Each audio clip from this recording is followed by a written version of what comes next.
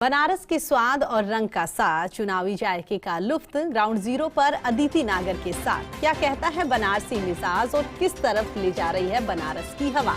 जी हाँ, क्योंकि बनारस में जो चुनाव होने वाले हैं उसके बाद से हवा किस ओर बह रही है, इस बात को जानने के लिए हर कोई काफी बेताब दिखाई दे रहा है। इसी बीच में हमारी सहयोगी अदिति भी वहां पर पहुंची हुई है। वो भी आपको बताएगी कि ग्राउंड जीरो पर बनारस के लोगों से बात करके क्या कुछ हवा वहां पर बनी हुई है और किसके पक्ष में इस बार चुनावी माहौल बनता हुआ दिखाई दे रहा है। वैसे तो हमेशा से ये कहा जाता है कि बनारस के लोग जो हैं वो कभी ये शो नहीं करते कि इस बार वो किसको जिताने वाले हैं, इस बार किसके पक्ष में हवा बन रही है या किसके पक्ष में माहौल दिखाई दे रहा है। लेकिन जब भी चुनाव यहाँ पर होते हैं, जब भी इस तरह का कोई माहौल यहाँ पर बनता है, उसके बाद परिणाम बेहद चौंकाने वाले सामने आते हैं। तो इसी वजह से हमने भी जानने की कोशिश करी है कि बनारस में क्या कुछ मिजाज रहेगा, बनारस के लोग इस बार क्या खास मुद्दे हैं जिनको लेकर वो चुनावी मैदान में उतरते हुए दिखाई देंगे और पोलिंग बूथ पर जाकर अपने मत का उपयोग करेंगे। तो 5 चरणों की अगर हम बात करें तो 5 चरणों के चुनाव यहाँ पर हो गए हैं। 6ठे चरण का मतदान भी हो गया है और अब इसी बीच में 7वें चरण का मतदान होगा, जिसमें कि बनारस की सीट है। बनारस में तमाम भारतीय जनता पार्टी के दिग्गज नेताओं की ओर से चुनावी प्रचार यहाँ पर किया गया है। और इसी बीच में अगर सपा की बात करें, ओवैसी की बात करें, तो हर कोई ये कह रहा है कि बनारस की जनता जो है वो इस बार त्रस्त हो गई सरकार से, कुछ नया चाहती है, कुछ ऐसे मुद्दे चाहती है बनारस की जनता जो धार्मिक भावनाओं से हटकर हो, जो विकास के मुद्दे हों।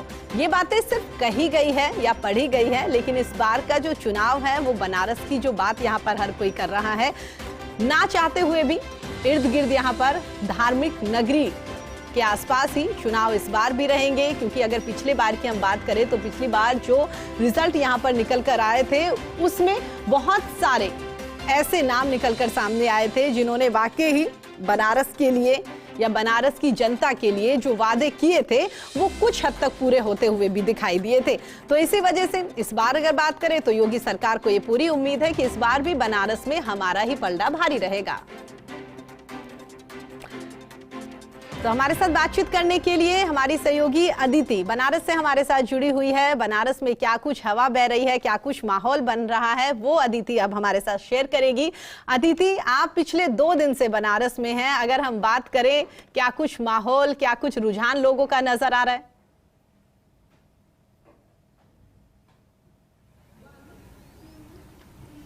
देखिए, बनारस खास तौर पे अगर हम आज की बात करें तो बनारस आज और कल अगले 48 घंटे मोदी में रहने वाला है।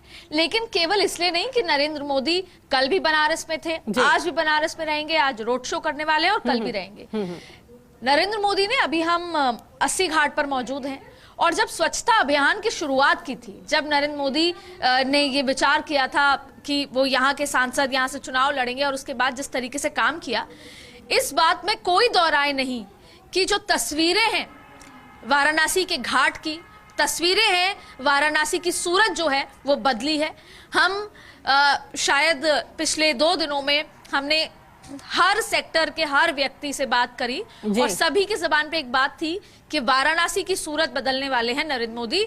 वही व्यक्ति हैं जिन्होंने सूरत बदली है और आगे भी हम विकास की उम्मीद नरेंद्र मोदी से करते हैं। लेकिन सवाल है कि एक लोकतंत्र का एक स्वभाव होता है जिसमें बदलाव भी एक स्वभाव है और वाराणसी बिल्कुल ये बात नहीं कहता कि कोई बदलाव होगा, लेकिन ये बात सही है कि जहां पर 8 विधानसभा सीटों वाली वो वाराणसी, जहां पर 8 के 8 बीजेपी के विधायक थे, लेकिन दक्षिण अगर वाराणसी की तरफ आप जाएंगे या एक और कॉन्स्टिट्यूएंसी दक्षिण से जुड़ी हुई है, वहां अगर जाएंगे तो वहां पर कहीं ना कहीं सपा की तरफ और एक सीट पे कांग्रेस की तरफ की बयार नजर आई।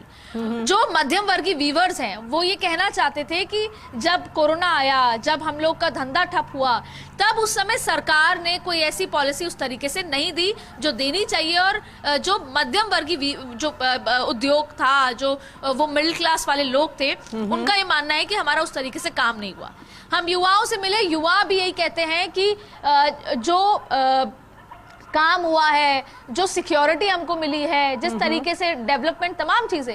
लेकिन ये भी बात सही है कि युवा के मन में एक सवाल जरूर है कि हमारा रोजगार, और उम्मीद भी है, उम्मीद भी नरेंद्र मोदी से है कि हमारे रोजगार का मुद्दा भी नरेंद्र मोदी ही नए जो आयाम के साथ, नए आइडियाज के साथ, नए जो है सृजन किए जाएंगे और वो दिया जाएगा। लेकिन केवल ये वाराणसी है, हम आज का आपको अपडेट देंगे। आज 4 बजे प्रधानमंत्री मोदी का रोड शो है, लेकिन किस स्तर पर भारतीय जनता पार्टी यहां काम कर रही है वो ख्याल के बियॉन्ड है, क्योंकि अमित शाह वो पब्लिक में आए नहीं, लेकिन कागज पर हर एक व्यक्ति, पन्ना प्रमुख से लेकर, देखिए बीजेपी की जो स्ट्रैटेजी है वो है मैन टू मैन मार्किंग की। नरेंद्र मोदी ने अभी से नहीं, पहले से ही यूपी में, जब मैं 2017 की बात करूंगी, उसके बाद 2019 की बात करूंगी, तो किस तरीके से अपने लोग खड़े किए, ग्रास रूट लेवल पे काडर जो है पूरा बीजेपी का खड़ा किया, वो आज यहां पर दिख रहा है,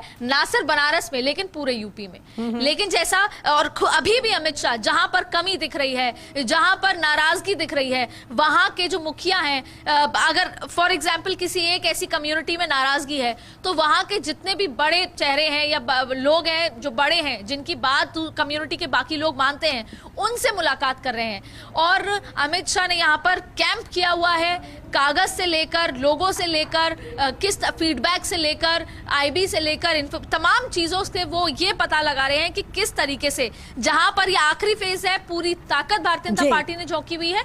लेकिन ना सिर्फ भारतीय जनता पार्टी, ममता बनर्जी यहां पर आके गई, कल प्रियंका गांधी का रोड शो हुआ, और अगर रोड शो की आप तस्वीरें देखेंगी तो नरेंद्र मोदी के बनारस में प्रियंका गांधी ने काफी अच्छा रोड शो किया। इसके अलावा आज राहुल गांधी आ रहे हैं, और यहाँ पर स्मृति ईरानी, पीयूष गोयल, अर्जुन राम मेघवाल जाहिर तौर पे सह प्रभारी हैं, पूरी की पूरी कैबिनेट यहाँ पर आपको नजर आएगी। तो यह आखिरी फेज है, पूरी ताकत भारतीय जनता पार्टी झोंकना चाहती है। और सबसे बड़ी बात है कि ये नरेंद्र मोदी का बनारस है, अगर यहाँ पर कोई गड़बड़ होती है, यहाँ पर कोई कमी आती है, तो वो सवाल सीधे सीधे मोदी पे जाएगा। लेकिन इसके इतर बहुत सारी, चाहे कास्ट समीकरण देखा जाए, चाहे और तमाम चीजें, और देखिए जो माइनॉरिटी और जो यादव कम्युनिटी है, वहां पर इस तरह के इमोशंस भी बाहर आ रहे हैं कि अगर इस बार अखिलेश यादव सरकार नहीं बना पाते हैं, तो कहीं ना कहीं जो लेगेसी है, कहीं ना कहीं जो यादव कम्युनिटी के, जो अखिलेश यादव का जो चेहरा है, वो लीग से बाहर हो जाएगा। तो वो उनके लिए भी चुनौती है।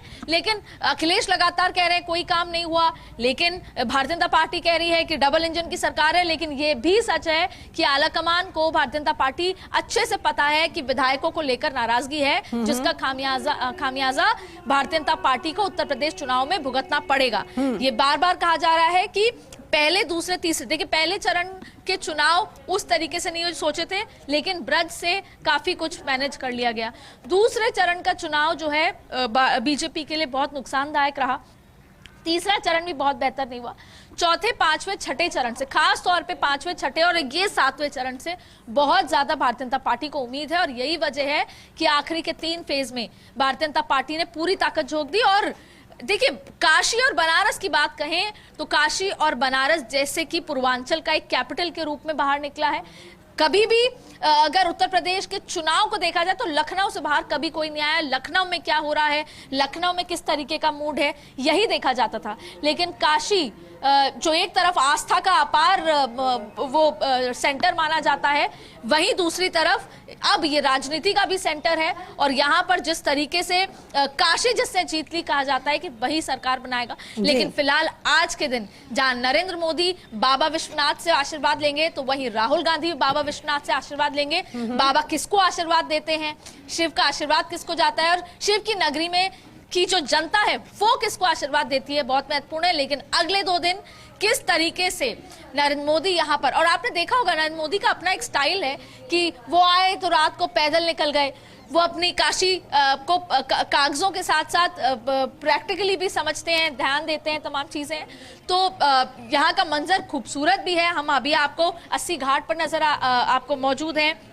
यहाँ पर तमाम श्रद्धालु हैं, सुबह से आरती, गंगा स्नान, तमाम चीजें हो रही हैं। लेकिन मैं आपको देखिए तस्वीरें दिखाऊंगी। यहाँ पर हमारे दर्शक हमसे जुड़े, हम 80 घाट पर मौजूद हैं और आप यहाँ के हमने यहाँ के लोकल्स जो थे, जो आसपास रहते हैं, देखिए यहाँ पे एक बहुत बड़ा तबका है जो माइनॉरिटीज ही है, इस घाट के आसपास, मंदिर के आसपास लोग रहते हैं और उनके मुंह से भी हमने यही सुना कि देखिए सफाई और डेवलपमेंट, विकास, क्योंकि पहले यहाँ के लोकल लोग थे, सुबह अगर अपना सुबह का नित्य क्रियाक्रम जो करने आते थे वो कई बार इस घाट पे आते थे। ठीक है, वो जो तस्वीर थी इस घाट की, वो शायद आप और हम इमेजिन भी नहीं कर सकते। और आज जो तस्वीर है, तो सफाई जाहिर तौर पे हुई, लेकिन बीजेपी के लिए चुनौतीपूर्ण है। बिल्कुल अदिति, आप सही कह रहे हैं, बीजेपी के लिए काफी चुनौतीपूर्ण यहाँ पर हालात जो हैं वो दिखाई देंगे। और साथ ही आपने सही कहा कि यहाँ पर भोलेनाथ, या कह सकते हैं कि जो तमाम नेतागण आ रहे हैं, उन्हें आशीर्वाद किसे यहाँ पर मिलेगा ये तो 10 मार्च को रिजल्ट आने के बाद ही पता चल पाएगा। आपसे दोबारा रुक करेंगे, फिलहाल हमारे साथ बातचीत करने के लिए